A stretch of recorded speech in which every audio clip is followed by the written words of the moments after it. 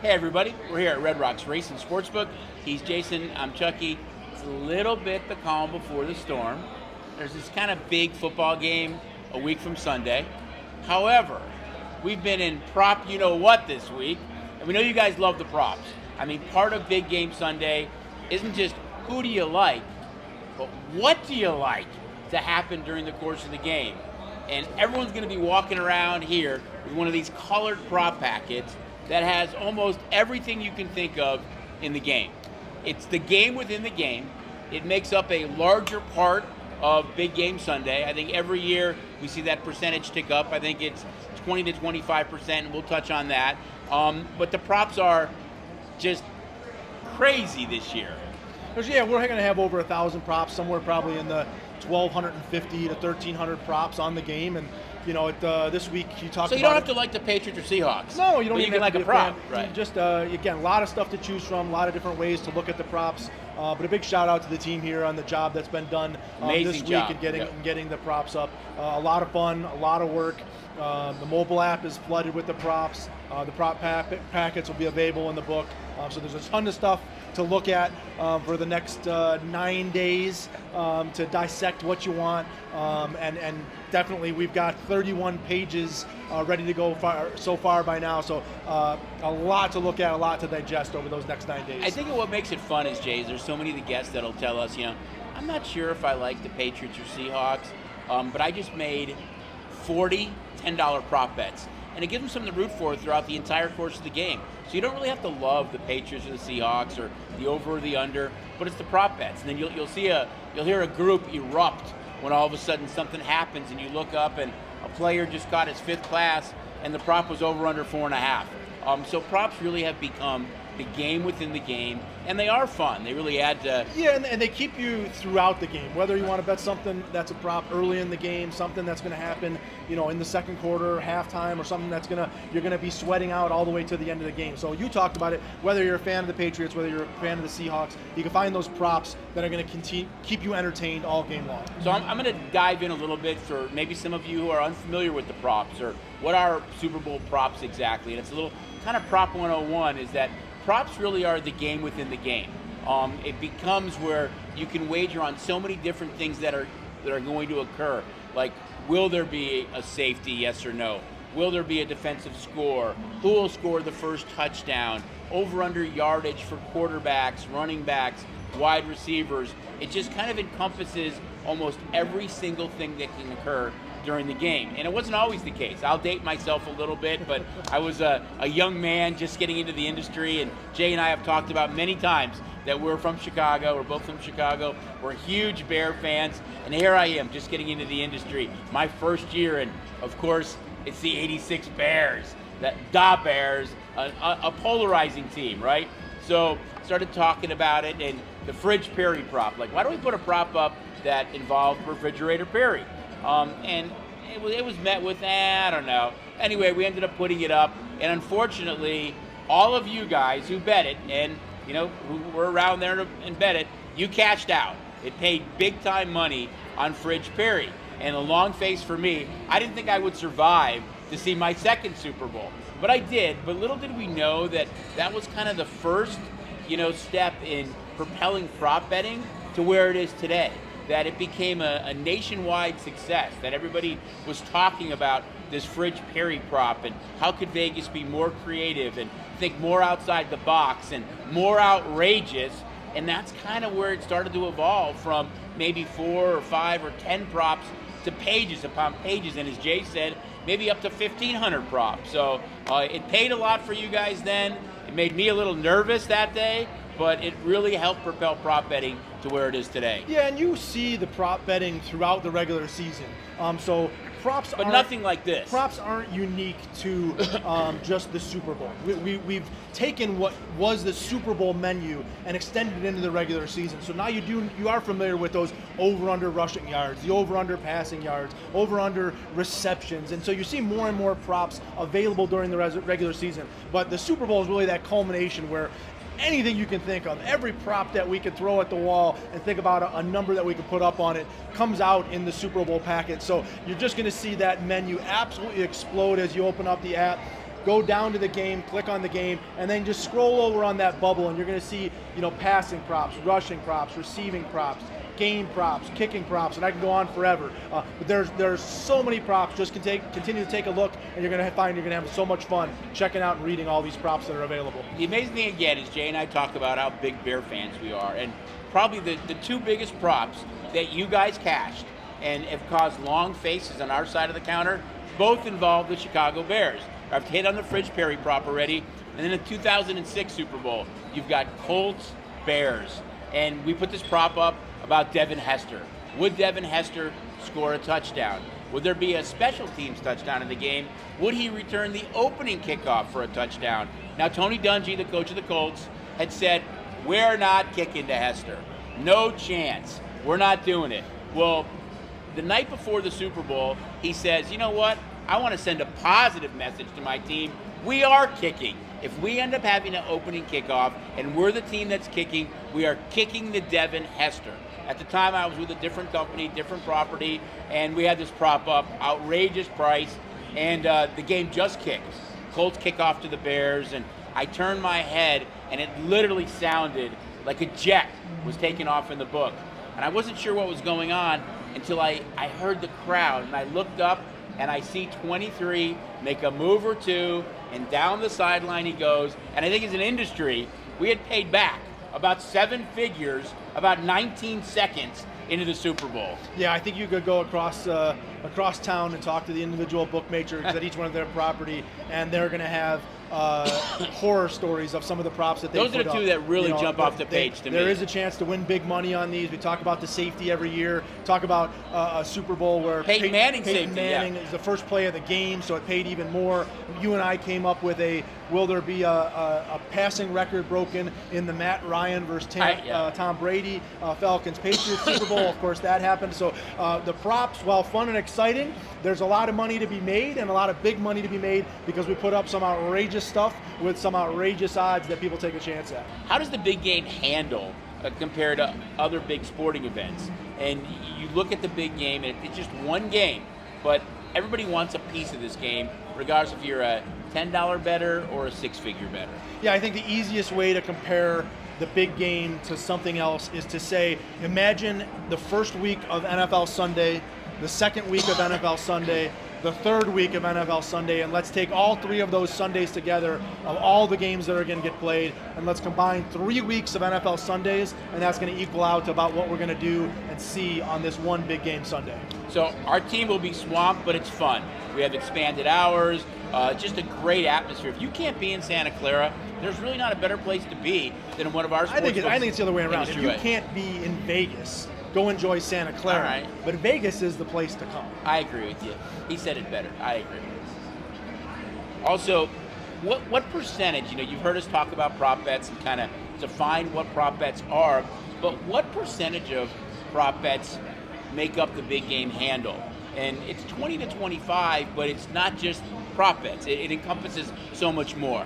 Yeah, I mean, when you think about all the different things that we're taking action on, prop bets are in that 20 to 25% range. But you also have future books. So all of the sports books have had the futures open on a team to win the big game, to win the Super Bowl all year long. So that becomes a good percentage of the game. You have live handle. That's a percentage of the game. Live actually, especially with these two teams and good defenses, if you see lead changes, live can be a huge handle on the game. Yeah, live first and second half wagering is broken down different than the game. Same game parlays, parlay cards, and the game itself. So it's not just the game and the props. There's a lot of categories that we're kind of flowing things in there that are making up this entire handle for the day. So next thing we'll take a look at is, behind the book, maybe in kind of current action of how these bets come in. So live movement so far in the game. So we opened the game at 4.5. We quickly moved up to 5. We did take our largest wager, a 6-figure wager, on the Patriots plus the 5, which brought us back down to 4.5. Total has come down a full point, but you look at the Patriots, and they've only averaged 18.5 points in their 3 postseason games. These two teams, really good defenses, and that's why the totals come down. But the ticket count, actually, so it has gone way up toward the over. So it's a little bit Joe's versus pros right now. We're seeing sharp money a little bit on the under, but public clearly on the over.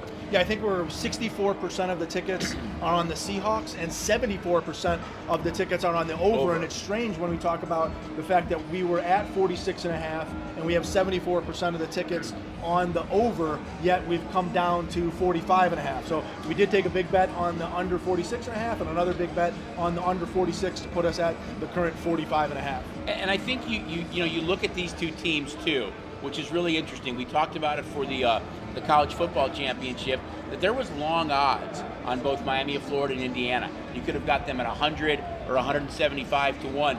You think about these two teams. Seattle played in a division with San Francisco and the Rams. So in September, they were 100 to 1.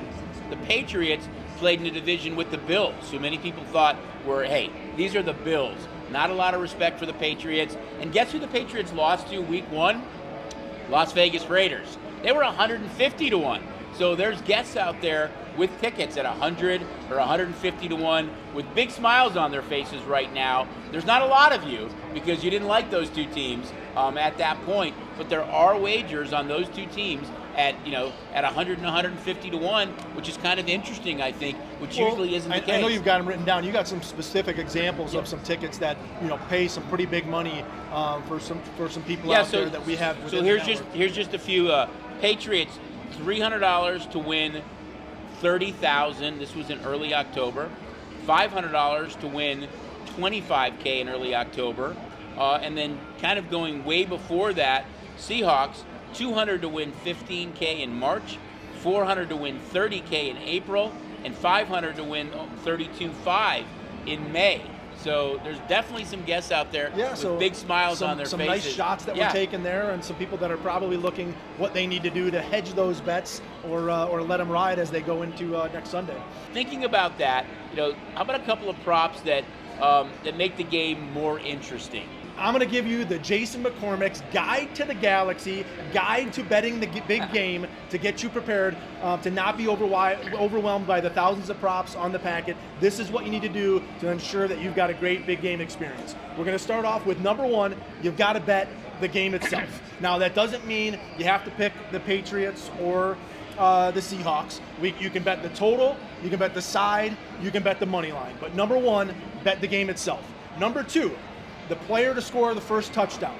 That's a bet that you have to make. Now, there is a couple versions of this that you can attack.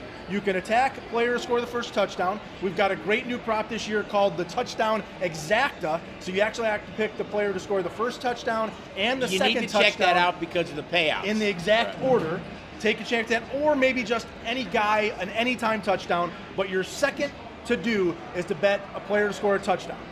The third thing you need to do is you need to be an optimist. And what I mean by that is you need to bet something that is a positive or a yes prop. So we're going to bet something that's a yes, something that happened like a safety, a 2-point conversion, and over something that we're cheering for. But you're going to be an optimist, and you're going to bet something positive to happen in the game. Number four, you're going to be a pessimist. You're going to bet a no. You're going to be cheering against a guy. You're going to be cheering for an under. You're going to be cheering for a missed field goal. But go find something that you're going to be a pessimist and bet that no or an under. And then the last and final is you're going to bet the first player to score the first touchdown in the second half. So we want to make sure that first half goes well. You're winning, you're losing, maybe your team's not doing so well.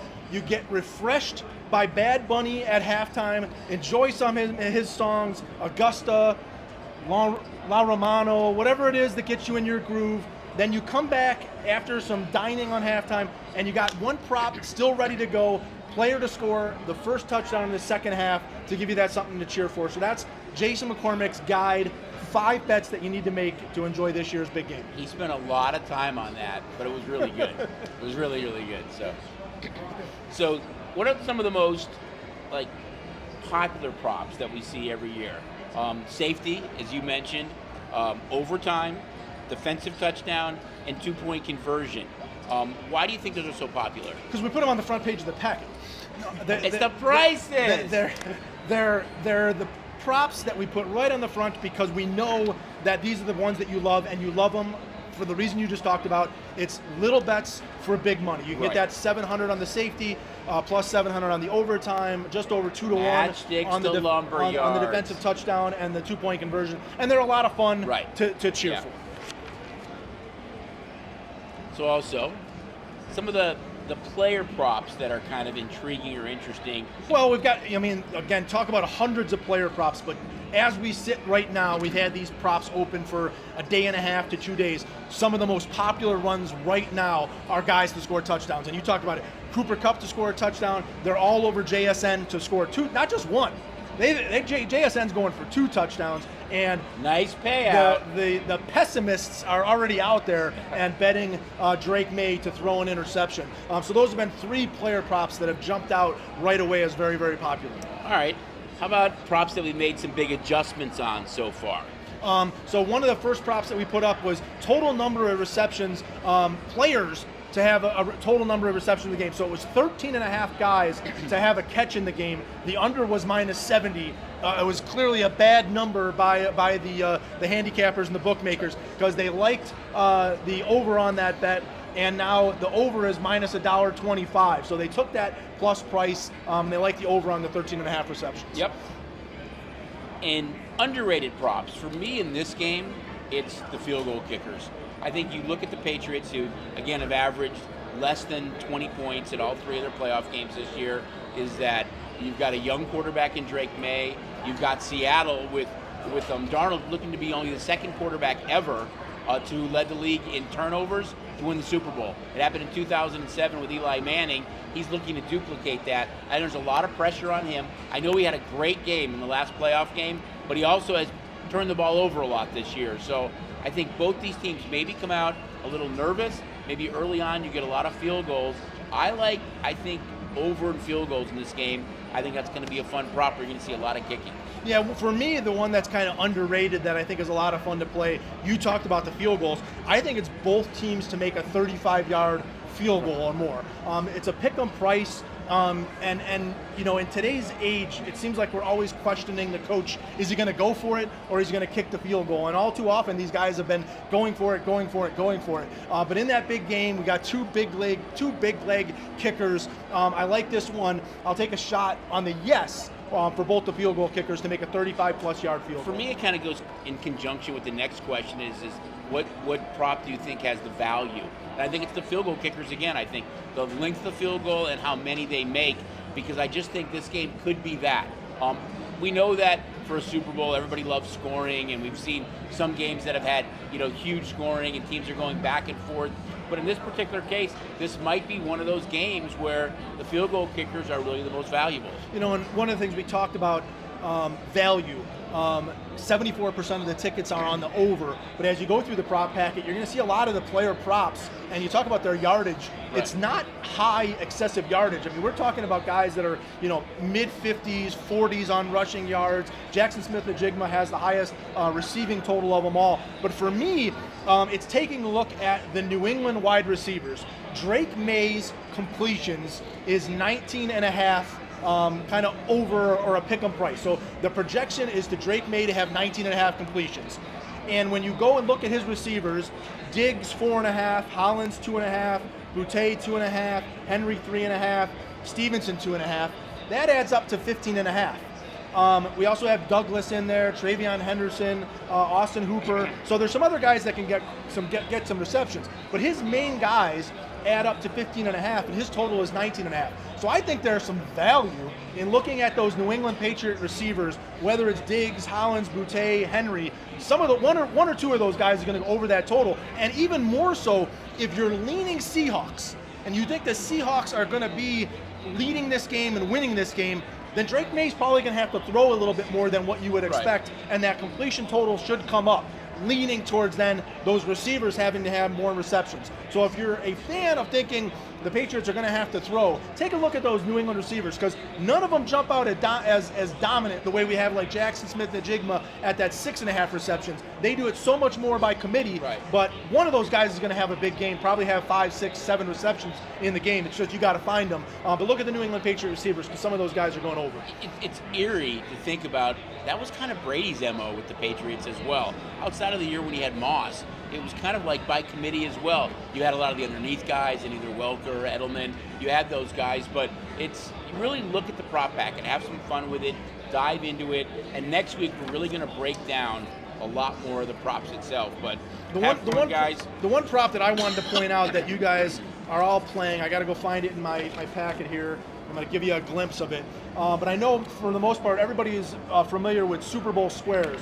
You play them in your office, and you're going to spend $20, $50, $100 to buy a Super Bowl square, and then you're going to have the luck of the draw as to what you're going to get, and you're going to get the same payouts as everybody else, even though you might have a 5 and a 9, and somebody else lucked out and got the 7-0 or the 3-3 or the 3-6, and you got the same payout. Well, don't do that to yourself. You can come in and buy the square that you want at the odds that you want. You can buy that crazy 8-8 or 6-4 or whatever it may be, or the 0-0, and get the true value of that square. So take a look, STN Squares, whether you're on the app or you come in the book. If you want to take that fun, call it lottery ticket, have some fun, STN Squares.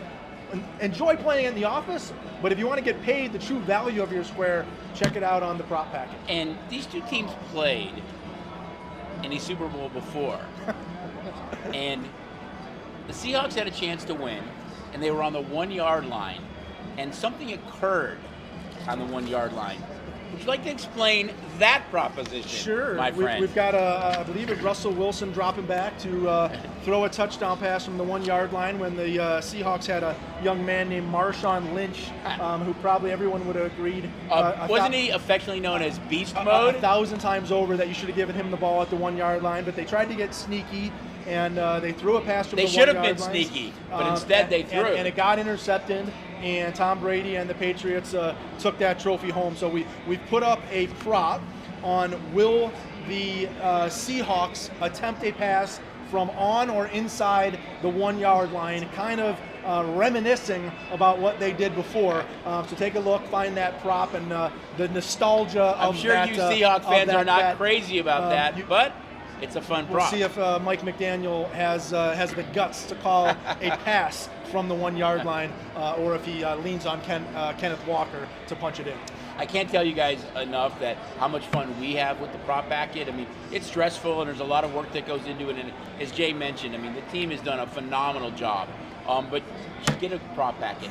Check it out. It really is the game within the game. We want you guys to have fun with it. They're competitive props. They're water cooler chatter. There might be a couple more fun ones that we add. But next week, we're really going to dive into how the betting's going on the props. What we're seeing, as Jay mentioned, ones that are yes, ones that are no, and kind of where we're at with everything. Yeah, and before we leave you, we're talking about all the Super Bowl props. Don't forget, Saturday night, UFC 325. Watch it for free in all of our sports books. Again, great showing for last week's. Some great fights. We got another card down in Australia. The fights will be, again, great this week. On Sunday, we got Zuffa Boxing 02. Again, we'll have that in all of our sports books. So some great free MMA and boxing this weekend while we've got time with the football taking a break.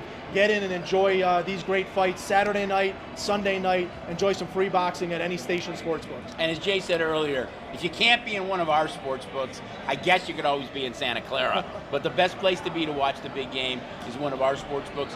Great food and beverage specials. I think the guest experience is second to none, where we really want you guys to have fun. We want you guys to feel like you're at the game. A lot going on with food and beverage specials, all remodeled bathrooms here at Red Rock. Come out, have fun, and really experience everything I have to offer. So look at the prop packet, come on in. If you don't have the app, get signed up for SDN Sports and look at all the cool stuff you have on there, and then we'll really be diving into these props next week. So for Jason, I'm Chucky. Have fun, get ready for the big game, because it's not that far away.